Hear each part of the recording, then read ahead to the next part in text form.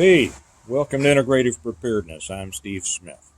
Hope everybody had a good Father's Day. We had a great one. I shot a little video on it, but turned out that I didn't have enough storage in the camera, in my phone, so it didn't make any sense. So I won't be putting that up. We spent the day driving down, looking at some land around an area where my family used to own a lot of land.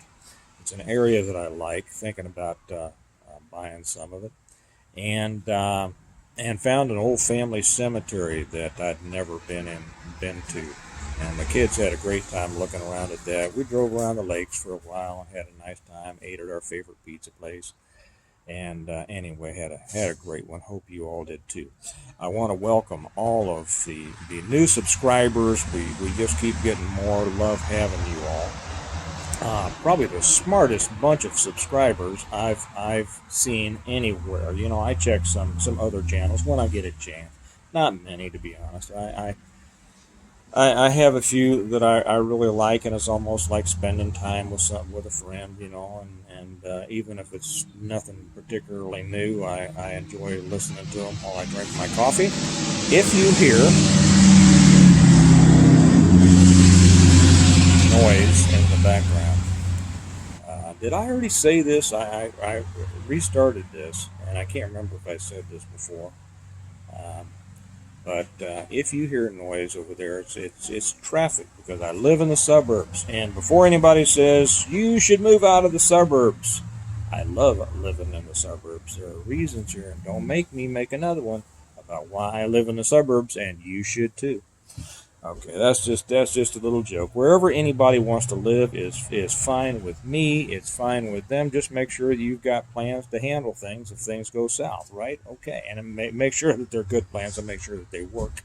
Make sure you've thought it through. Anyway, back to welcome all the new people. It's great to have you. And welcome to everybody new over on Patreon. If YouTube is the smartest people on YouTube as far as subscribers and comments, Patreon just takes it up a notch. If you want to be a part of that, come on over. Love to have you. Just put up another one today on another lesson from the Godfather having to do with preparedness and survival. I've said that the Bible is the greatest book on preparedness there's ever been, and The Godfather is the greatest movie. So anyway, I want to talk a little bit about revolution. I've heard a lot of talk. I've talked a little bit about the possibilities of, let me say this. I've talked about other people talking about revolution. We know how things are going in our country. We know that things aren't going well in a lot of areas. We know that if there was a plan to weaken our country and set ourselves up for being overrun by any number of problems, if you planned it, you couldn't do any better than what they're doing right now. And so that makes me and all of you probably understand that they're planning it. We have people in charge of our country right now, in charge of our government, I would say, who are working towards the demise of the United States of America. Now that started a long time ago. It didn't start a year and a half ago. It didn't start 10 years ago. It didn't start 20 years ago. And I want to talk about the idea of revolution. We have experienced a revolution already, and a lot of people don't realize that, I don't think. We are living right now the results of that revolution. It started back in the teens and the 20s in our United States. If you happen to watch the one in which, and I don't remember if I did it here on YouTube or if it was just over on Patreon, I read a number of the goals set down by the Communist Party here in the United States back in the 50s, and I read some of those, and they show exactly how they intended to destroy the structure of our country, the structure that supported the country the way it was supposed to be. Didn't read them all, but somebody's asked me to read all of them, so I'm going to, maybe in a future one over on Patreon. And I do always put the link down here to Patreon. Uh, and those goals explain to you exactly how they have done it, and they have done it very well. Now there's a lesson there. They did it because they had a long-term goal. They did it because they were um, dedicated. They did it because, for the most part, they were unified. They didn't fight each other. They had a common purpose of destroying the United States as it was and reinstituting our country as a Marxist, a communist country. And don't doubt that. If you think that seems a little bit far afield, it's not. It is exactly what's going on now. And for those of you who are younger than I am, which is probably most of you, but I know we've got a lot of other old dogs out there, and I love hearing from you all, and you can throw your 2 cents in on this. Those who are younger don't realize how much different our country was back in the 60s, even the 70s. Back in the 60s and back in the 50s. It was a much different country. Nobody back then would have believed that our country would become what it has become now. Okay, so they've done a great job at destroying our country. Okay? The next generations will, unless something is done, will never understand the true freedoms that Americans were supposed to have. They will never be able to well, I won't say never. They won't be able to access opportunities in this country and make things happen to the extent that they would have without the kind of debt and regulations they're going to be struggling under. It's certainly not the country that most of us hoped we would pass on to our children. So, what to do? There is a counter-revolution going on now. And for those who think that it's all over and there's no reason to fight back and there's no reason to vote and there's no reason to get involved in politics and whatever, you're missing some very important points. First off, a lot of success or a lot of steps are being taken. A lot of success is being realized in the pushback against these idiots who are running our country now. And if you don't realize that, maybe it's because you've just turned off the news. I understand that. When you just turn off the news, you keep yourself from getting information that can be important. And so I suggest that you don't do that. We now have, approaching 20 states with constitutional carry. Now that would have been unheard of. Hey, buddy, would you go ahead and quiet him down? Thank you. That would have been unheard of 20 years ago. I've told people that when I was still in law enforcement back in the 70s and 80s, I think there was only 3 states that had concealed carry. So, when you think that things are so much worse now than they've ever been, well, it's certainly not worse in that case, right? We are moving in the right direction on a number of things. I know that, well, I won't get into that story. But when you go from only 3 states back then that had concealed carry to now, I think almost every state has, if not every state, has concealed carry, and 20 have constitutional carry. That is a huge advancement for our side. That's certainly not any reason to go, oh, boo-hoo, everything's going down the toilet and there's nothing that I can do about it. There is something that you can do about it, and you can work for it.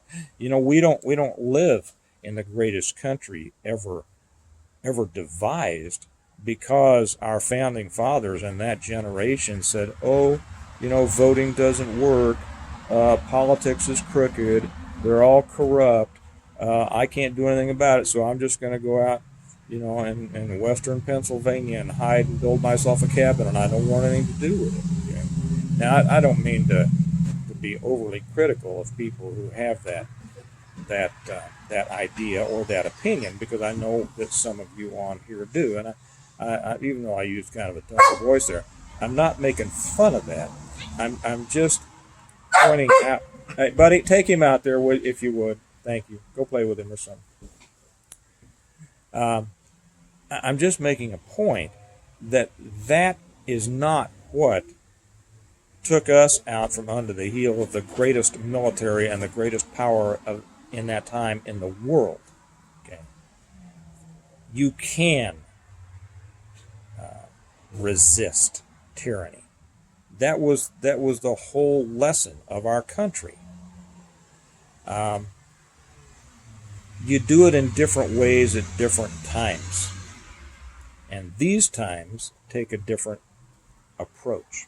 Now, like I've said, we are living under a Marxist, a communist revolution that has done a lot of damage, and it's changed this country.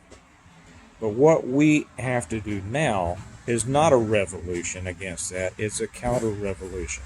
There are still things in place. There are states, there are counties, there are not many cities who operate now unless they're very small, who operate according to constitutional principles. But there are many states fighting back. There are many governors fighting back. There are many states attorney general fighting back. There are many Congress people fighting back. Now, the interesting thing is now, those who are fighting back are Republican, and Republicans only fight back when they're in the minority, right? They're always disappointment when they get in, with the exception of a couple of things. Reagan was able to do some great things, even though he had a Democrat majority in both the House and the Senate. Newt Gingrich, when he came in under Clinton with his contract with America, he was able to get a lot of things done that brought America back the way it should be going. Trump got a lot of things done with everybody in the world against him. Even half of the people who supported him prefaced everything they said with, "Well, I don't really like the way he talks, but," and and he was able to get a lot of stuff done. There is a lot that can be done, and it comes from individuals understanding what they want, what they believe in, willing to stand up for them, willing to push their agenda. And I don't mean being quiet around other people. I don't mean being quiet at work. I don't mean that, when somebody expresses a Marxist opinion, you don't just go, "Oh, I better get out of here or I'll get in trouble if I disagree with them." To hell with that. That shows great resolve, right? So I don't believe that those people who won't stand up to that will ever bring it to the next level. But there is a lot going on. If you don't realize there's a lot going on, I suggest that you do reintegrate yourself with the media. Understand what's going on. Keep track of what's going on. Okay? There's going to be some problems between the federal government and the states. There are going to be some, and this for all number of reasons. It could be, well, I won't even say. You should know the reasons if you don't watch the news, okay? You have to be involved. If you're not involved, you're not going to be able to join the effort and have a positive impact on what's coming. And it's not beyond redemption. That's my point. We have to be involved in a counter-revolution. We've waited too long. They've just overwhelmed us.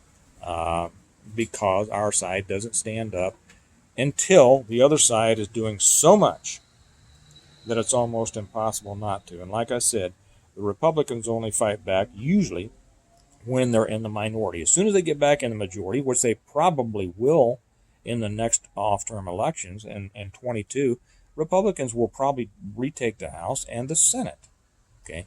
And then what always happens, maybe there'll be some that make a little show of doing things. There will be some real strong ones, like this Marjorie Taylor Greene down in Georgia. She sounds like she's going to stick with the program. We'll see. But then they get content, they get comfortable, and they become a member of the club up there in Washington, right? And then they start going, oh, okay, then they're more concerned with keeping their own seat and getting re-election than they really are fighting for for what they said they were going to fight for, and then that causes a bad taste in everybody's mouth, and they go, see, it just doesn't work. Well, it doesn't work because the pressure is not kept on them. Okay, so the counter-revolution that we have to be involved in right now is personal, person to person, between us and the people that we know, and influence to the extent that we can, whether it be through texting, whether it can be through YouTube. If you do Twitter, I don't. If you do TikTok, I don't. I don't do hardly any of that. I don't understand most of that stuff. The only thing I understand is to put things up here on YouTube. The comments that you leave on people's YouTube, and I don't mean they're good, knock it off with the nothing can be done. If you think that it's not over, you're stupid. Well, okay, that'll get you bounced. But if you have something constructive to say and something positive, you see that helps other people. It helps other people go, okay, I got it. You know how when you're in a group of people and they're positive, it helps you too. And then you should take part in that. And you should help the others. When you got too many and they're going, oh yeah, it sucks. Well, then your group is going to suck. Excuse me for just a second.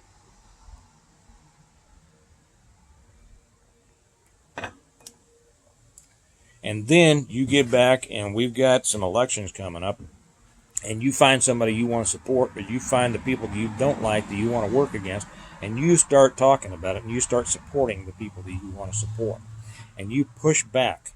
I've talked about writing your representatives. Do it.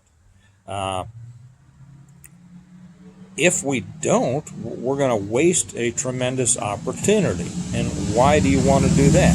If you really understand, and I think that when people often are when they allow themselves to kind of just wash away in a wishy-washy way, it's because they don't see the dynamic aspects of what's ahead of them.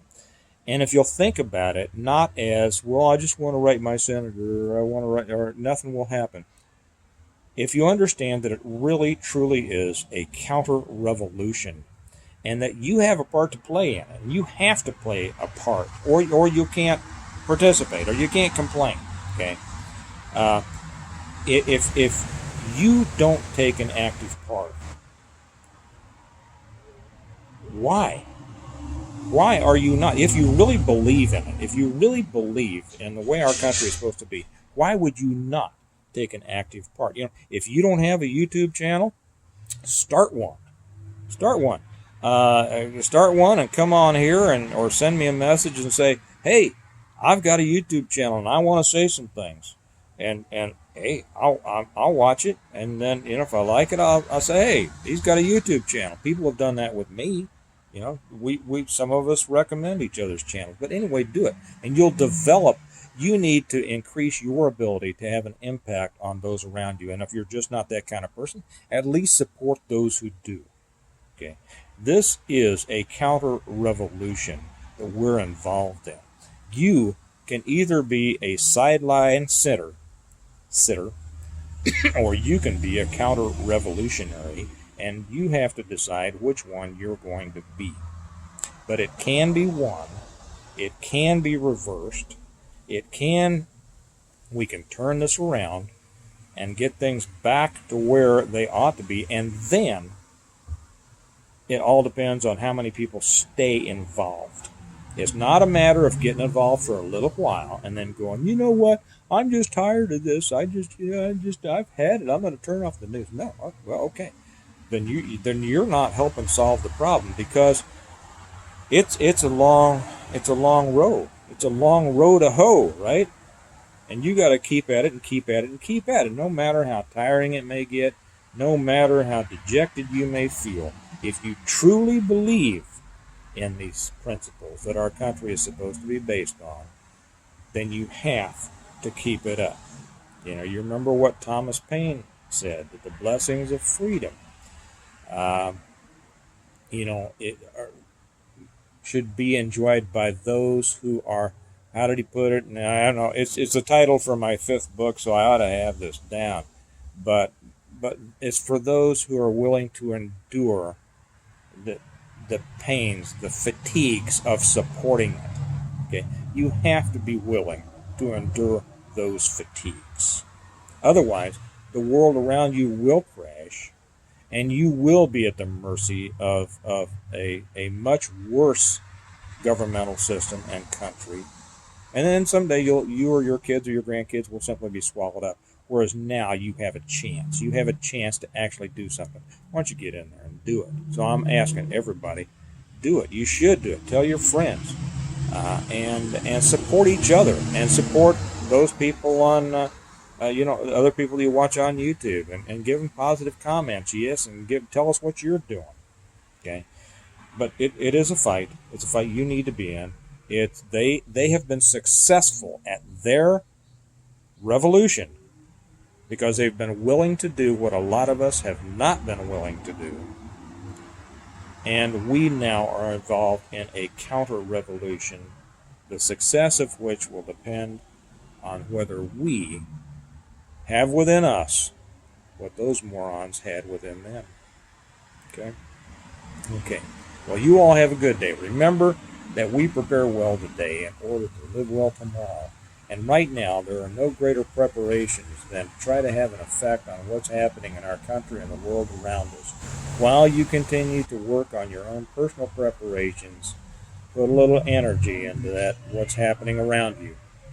And I'll talk to you later. Bye-bye.